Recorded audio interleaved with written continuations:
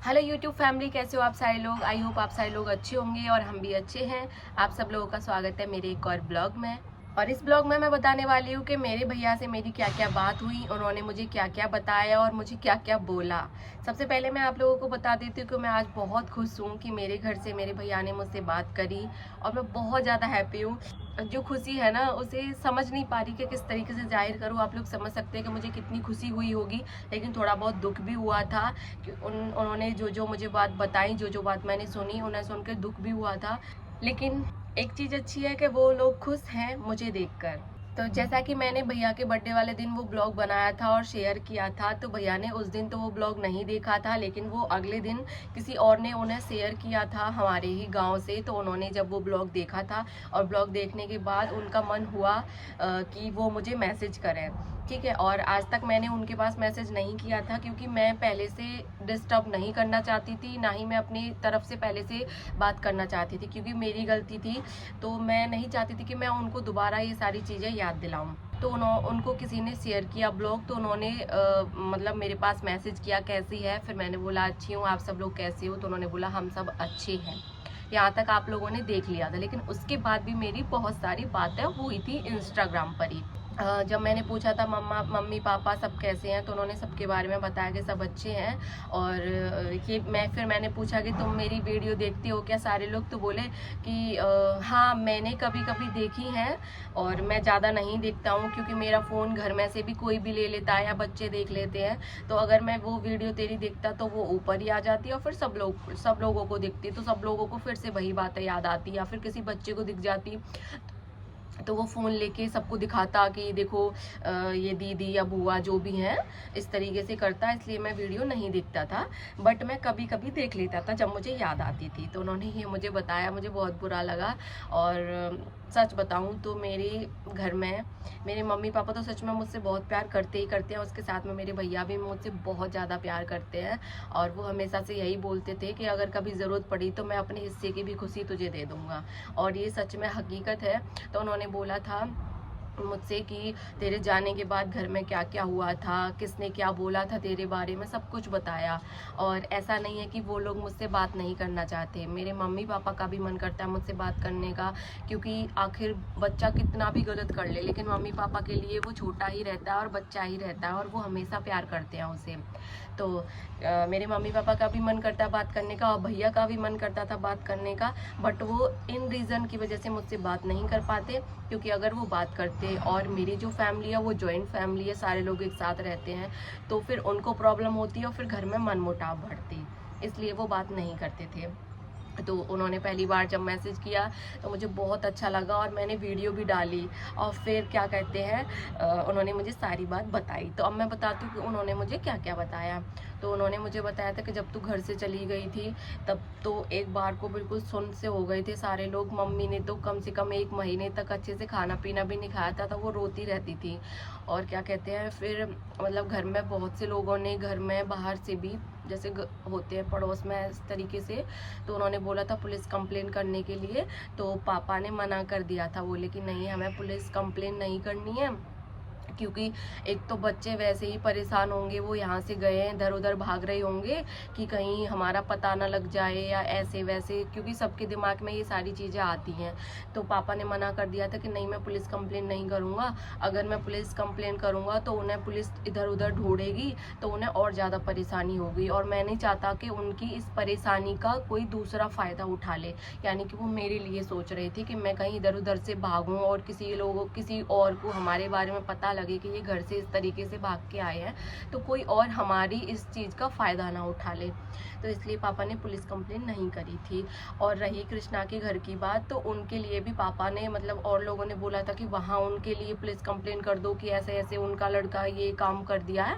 तो फिर पापा ने उनके लिए भी मना कर दिया, बोले कि जब बच्चों का माँ बाप को पता ही नहीं था तो इसमें माँ बाप की क्या ही गलती है, और मैं क्यों उन बड़े बूढ़े आदमियों को परेशान करूं। तो उन्होंने वहाँ भी उनके लिए भी पुलिस कंप्लेन नहीं करी थी। और ये भी बताया कि घर में कुछ लोग ऐसे थे जिन्होंने मेरे बारे में बहुत उल्टी सीधी बातें बनाई, जो बात नहीं थी वो भी उन लोगों ने रखी। क्योंकि जब कोई एक आदमी एक गलती कर देता है ना, फिर उसके ऊपर तुम 2-4 गलतियाँ रख सकते हो उसके पीठ पीछे। ऐसे भी किया था, सब ने फ़ायदा उठाया था, सब ने फ़ायदा उठाया था, लेकिन मेरे मम्मी पापा ने कुछ नहीं बोला। ठीक है, गलती उसकी है, सुन लेंगे हम, उन्होंने सुन लिया। और कुछ तो अब भी ऐसे हैं कि जो मेरे मम्मी पापा मतलब ये नहीं चाहते कि मेरी मम्मी पापा मुझसे बात करें। वो पता है क्या चाहते हैं? उनकी जो सोच थी वो क्या थी कि यहाँ से गई है और यहाँ से जाने के बाद में वो दूसरों के घर झाड़ू पोछा करे, बर्तन का काम करे, ऐसे उसकी ज़िंदगी कटे। वो ये चाहते थे।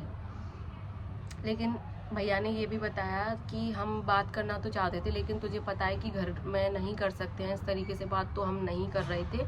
लेकिन हमेशा याद करते थे हर तीज हर त्योहार पे। और तुझे पता है मम्मी तो रोती रहती थी, मतलब पहले। अब तो इतना नहीं करती होंगी, क्योंकि एक आदमी मतलब कितने दिन तक ही कर सकता है।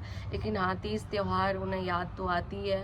और क्या कहते हैं, भैया ने ये भी बोला था कि जब घर में तेरे बाद और लोगों की भी शादी हुई, और मतलब उस टाइम पे भैया का बहुत बुरा हाल हो गया था।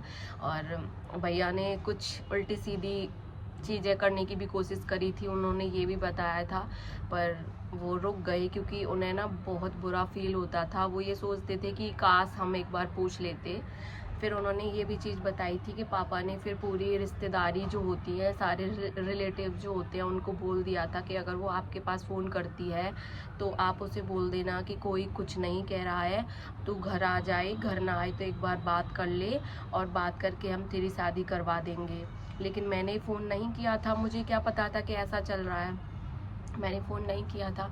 तो फिर ज़्यादा टाइम हो गया था, फिर उन्होंने छोड़ दिया कि ठीक है, अब जैसे भी है रह रही है, रहने दो ऐसे ही।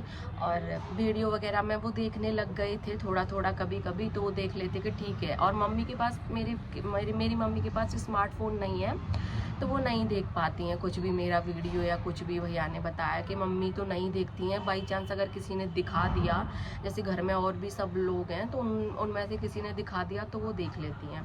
तो पर उन्हें इतना पता चल गया था, क्योंकि और भी लोग हैं मेरी जो वीडियो देखते हैं, मेरे रिश्तेदारी में ही मेरी बुआ, उनकी बेटी वगैरह, तो सब लोग बता देते हैं कि बहुत अच्छे से रह रही है। तो उनके दिल को सुकून मिल जाता है बस यही सुन के कि ठीक है, बस खुश है, ये अच्छी बात है। घर में सच में ऐसे लोग अभी भी हैं। 5 साल, मतलब अभी 5वां साल स्टार्ट हो जाएगा, 4 साल पूरे कंप्लीट हो जाएंगे, अभी भी ऐसे लोग हैं जो चाहते हैं कि मैं अब भी बहुत बुरी हालत में आ जाऊं। उनके दिल को तब जाके सुकून मिलेगा। वो बात अगर मेरा घर का कोई करेगा ना, तो वो घर में लड़ाई कर लेंगे। ऐसे लोग अभी भी हैं। ठीक है, तुम खुश रहो मैं तो ये कह रही हूँ, तुम खुश रहो। मैं अपनी जगह पर बहुत अच्छे से रह रही हूँ। और देखो, तुम्हें अगर डर लग रहा हो, मैं अपनी मम्मी पापा की नहीं कह रही, जो लोग मुझसे चिढ़ते हैं, मैं उन्हें बोल रही हूँ, अगर तुम्हें डर लग रहा हो कि मैं घर आऊँगी तुम्हारे, तो ऐसा कभी ज़िंदगी में नहीं होगा। ठीक है, अपने दम पे मैं अपना घर खुद बनाऊंगी, उसमें रहूंगी। तुम्हारे घर से मेरा काम नहीं चलेगा, मैं तुम्हारे घर नहीं आऊँगी, तुम्हारी बेइज्जती नहीं होने दूंगी। तुम्हें टेंशन हो कि एक बार तो हो गई, दोबारा होगी, नहीं होने दूंगी। जब मेरे मम्मी पापा का अलग घर बन जाएगा ना तुमसे, तब मैं आऊँगी। अब मैं बोल रही हूँ ये चीज़ खुल के, जब मेरे मम्मी पापा का घर अलग हो जाएगा तब मैं आऊँगी, जब तक नहीं आऊँगी। और तुम्हें लग रहा हो कि मैं किसी और के घर बर्तन झाड़ू पोछा का काम करूँगी, तो ये हाथ पैर अभी टूटे नहीं हैं, और ये दिमाग भी बहुत अच्छा है, गंवार हूँ नहीं, इतनी बुद्धि है कि मैं अच्छे काम करके भी पैसे कमा सकती हूँ। ठीक है, और रही झाड़ू पोछा की बात, तो वो ना स्थिति के ऊपर निर्भर करता है। किसी को अच्छे नहीं लगते ये काम, तो ये काम कोई बुरे नहीं होते। उल्टे सीधे काम करने से तो ये लाख गुना अच्छे हैं ये काम। ठीक है, और एक मेन पॉइंट मैं कहना चाहती हूँ कि मैंने अपनी मर्जी से शादी कर ली ना, तो मैं सबके नज़रों में ना कैरेक्टर लेस हो गई। और जो लड़कियाँ थी ना, अब मैं ये तो नहीं बोलूँगी कि हमारे यहाँ, बस इतना बोलूँगी जो लड़कियाँ हैं ना, वो घर में बैठ के ना सारे काम कर लें, उल्टे सीधे सारे काम, और वो अपने मम्मी पापा की मर्जी से शादी कर लें, तो वो उनके लिए ना बहुत सती सावित्री रहती हैं। और मैंने एक से किया, शुरू से लेके एंड तक एक के साथ हूँ, तो मैं कैरेक्टरलेस हो गई हूँ। तो मैं इसमें भी खुश हूँ। ये क्रेडिट आप लोगों ने मुझे जो दिया ना कैरेक्टरलेस वाला, मैं इसमें भी बहुत खुश हूँ। तो बस मैं इतना ही बोलना चाहती थी कि मेरे घर बात हुई, मुझे अच्छा लगा, भैया ने सारी बात बताई। नाम यहाँ मैं ले नहीं सकती, तो दूसरी बात है, मैंने ये भी पूछा था भैया से, मैं मम्मी से बात करना चाहती हूँ तो मम्मी से बात करवा देना, तो उन्होंने मुझसे बोला है ठीक है बात करवा दूंगा। तो मैं मम्मी से जब भी बात करूँगी, जब भी फ़ोन करूँगी उनके पास, तो मैं वो रिकॉर्ड करूँगी। तो आप लोग अगला वीडियो ज़रूर देखना, जब मैं मम्मी से बात करूँगी वो रिकॉर्ड करूँगी, ठीक है। तो बस यही थी मेरी कहानी और मैं अपनी लाइफ में बहुत खुश हूँ। अगर ये वीडियो भी मेरी मम्मी या पापा या भैया कोई देख रहा हो तो सच में मैं बहुत खुश हूँ। भगवान की कृपा से सारी चीज़ें हैं मेरे पास में, और जो आदमी है जो मैंने चुना था वो सच में बहुत अच्छा है। अपने बच्चे की तरह मेरी केयर करता है, कोई चीज़ की कमी नहीं होने देता, चाहे उसकी जेब में 10 रुपये भी ना हो और मैं कोई 1000 रुपये की चीज़ मांग लूँ तो वो उसका इंतज़ाम कर लेगा, लेकिन कभी मना नहीं करता मुझसे। ऐसा आदमी है वो। तो ठीक है, इस वीडियो को मैं यहीं पे एंड करती हूँ, फिर मिलते हैं एक और नई वीडियो के साथ। और अगला वीडियो वही होगा जिसमें मैं अपनी मम्मी से बात कर रही होंगी, ठीक है। Bye bye. वीडियो को लाइक कर देना, एक कमेंट कर देना और वीडियो को हाइप जरूर कर देना। बाय।